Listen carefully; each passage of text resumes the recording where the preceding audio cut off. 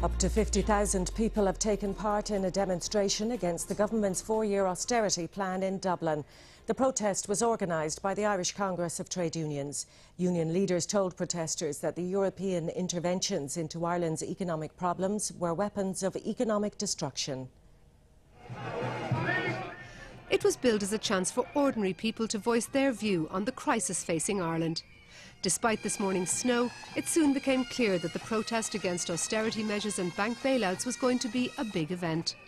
Protesters spanned every sector of society, from workers to the unemployed, small business owners to pensioners, and a range of social activism groups. We're here to achieve the fall of this government for a start, because it's going to cave into the IMF and the EU. Trying for 6 billion over 1 year is just a huge amount, you know, and we're going to send us into a backward spiral. I feel like leaving this country. If I was 20 years younger, I'd be gone. I wouldn't be here. As most made their way along the quays, some even took to the water. The posters, placards and slogans revealed the fury and frustration of the public. Once the crowd assembled in front of the GPO, it was clear that the people had responded to the Congress call to the streets.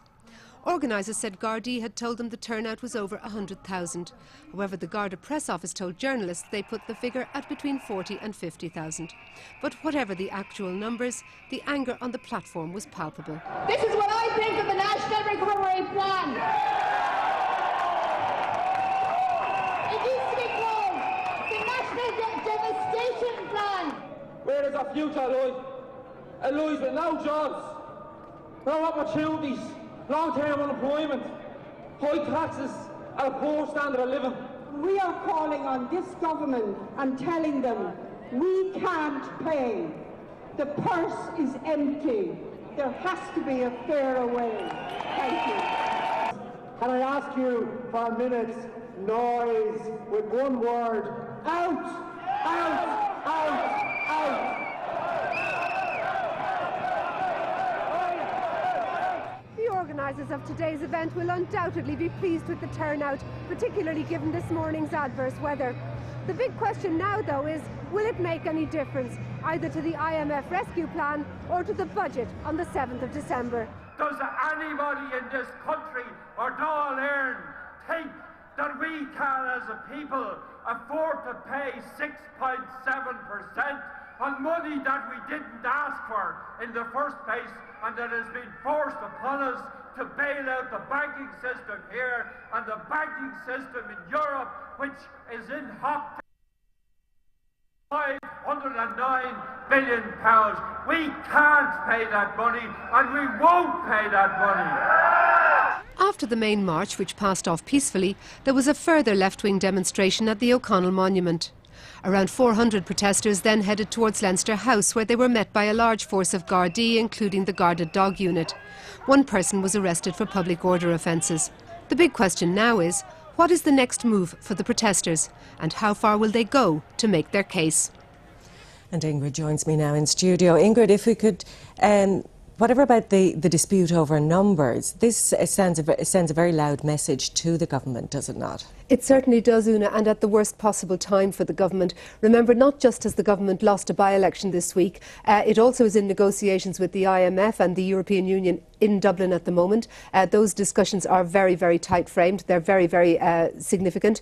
And I think to have this kind of public demonstration when the eyes of the world are on Ireland is not a good day for Brian Cowan and for the government.